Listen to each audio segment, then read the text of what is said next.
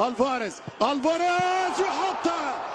আলভারেজের প্ল্যানটি কেন বাতিল হলো? প্রতিপক্ষ রিয়াল মাদ্রিদ বলে নাকি অন্য কোনো কারণ? তোলপাড় ফুটবল বিশ্ব। চলুন জেনে নেই এই ভিডিওর মাধ্যমে ফিফা রুলস অনুযায়ী রেফারির সিদ্ধান্তটি সঠিক আছে কিনা। হুলিয়ান আলভারেজের এক শটেই ফুটবল বিশ্ব নাড়িয়ে দিয়েছেন। সেই বিশ্বে যারা নড়েচড়ে বসেছেন তাদের বেশিরভাগই প্রশ্ন, বলটি কি নড়েছে?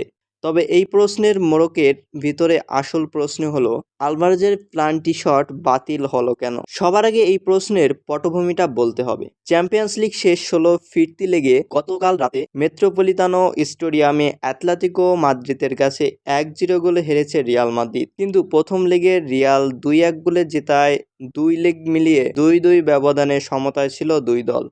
অতিরিক্ত সময়েও জয় পরাজয় নির্ধারণ না হওয়ার কারণে খেলা গড়ায় টাইব্রেকারে। সেনারি চাপে এ পরীক্ষায় 4-2 গোলে জিতে কোয়ার্টার ফাইনালে উঠেছে রিয়াল। টাইব্রেকারের অ্যাটলেটিকো হয়ে দ্বিতীয় শটটি লক্ষ্যভেদ করেছিলেন আর্জেন্টাইন স্ট্রাইকার আলভারেজ, কিন্তু ভিআরের হস্তক্ষেপে রেফারি জানান শটটি নিতে নিয়ম লঙ্ঘন করায় আলভারেজের গোল বাতিল করা হয়েছে। শটটি নেওয়ার সময় আলভারেজের বাঁ পা একটু পিছলে গিয়েছিল। ডান পায়ের শট নেওয়ার আগে আলভারেজের বাঁ পা লেগেছে বলে, যেটা নিয়মের পরিপন্থী। টাইব্রেকার শট নেওয়ার সময় বল একবারেই টাচ করা যাবে। তবে আর্জেন্টাইন স্ট্রাইকার বাঁ পা বলে লেগেছিল কিনা তা ভিডিও রিপ্লে দেখে পরিষ্কার বোঝা কঠিন। বল নড়েছিল কিনা সেটা স্পষ্টভাবে বোঝাও কষ্টকর। সামাজিক যোগাযোগ মাধ্যমে ছড়িয়ে পড়া কিছু ভিডিওতে দেখা গেছে আলভারেজের ডান পা বলে আঘাত হানার প্রায় সামান্য আগে তার বাঁ পায়ের স্পর্শে বলটি একদমই হালকাভাবে একটু নড়েছে। স্লো মোশন ভিডিওতে নড়ার মুহূর্তটি পরিষ্কার করে বোঝাও কঠিন। সঠিকভাবেই অ্যাটলেটিকো কোচ থিয়াগো সিমিওনে এই সিদ্ধান্ত মেনে নিতে পারেননি। ওদিকে রিয়ালের পক্ষ থেকে দাবি করা হচ্ছে বল দ্বিতীয় স্পর্শ করেছিলেন আলভারেজ। ফুটবলের আইনে যা নিয়মের পরিপন্থী। আইন বলছে বলে প্রথম স্পর্শের পর পেনাল্টি যিনি নিয়েছেন তিনি অবশ্যই আবারও বলটি স্পর্শ করতে পারবেন না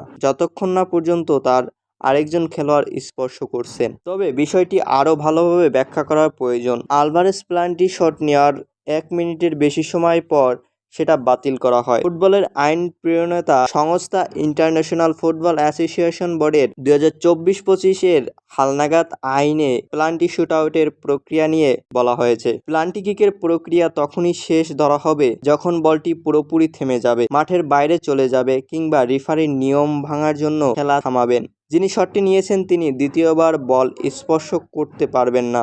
আলভারেজের শটের পর রিয়ালের হয়ে শট নিতে আসেন ভালভার্দে, কিন্তু তাকে কিছুক্ষণ অপেক্ষা করতে হয়। রেফারি সিমন মার্সিনিয়াক তখন ভিআরের সিদ্ধান্তের অপেক্ষায় ছিলেন।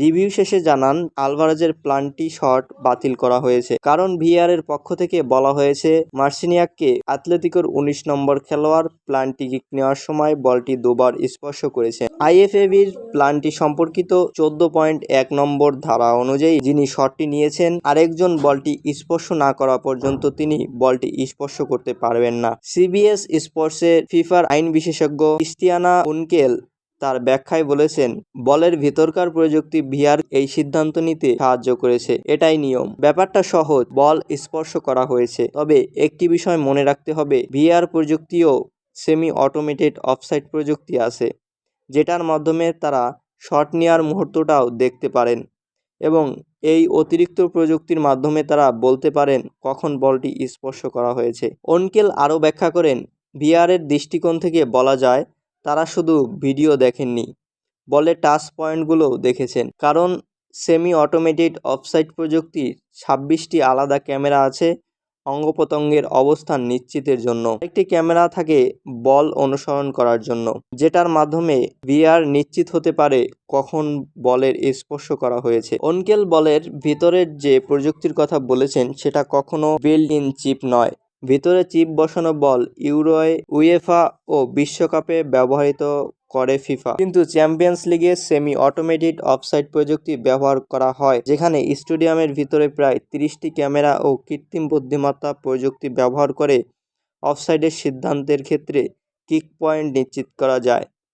ভিডিও রিপ্লে নয়, ভিআর এই প্রযুক্তি ব্যবহার করে সম্ভবত সিদ্ধান্তটি দিয়েছে। আলভারেজ বলে দ্বিতীয়বার স্পর্শ করেছেন আর তাই পেনাল্টি শটটি বাতিল করা হয়। ভিডিওটি ভালো লাগলে লাইক, কমেন্ট, শেয়ার এবং সাবস্ক্রাইব করে আমাদের পাশেই থাকুন।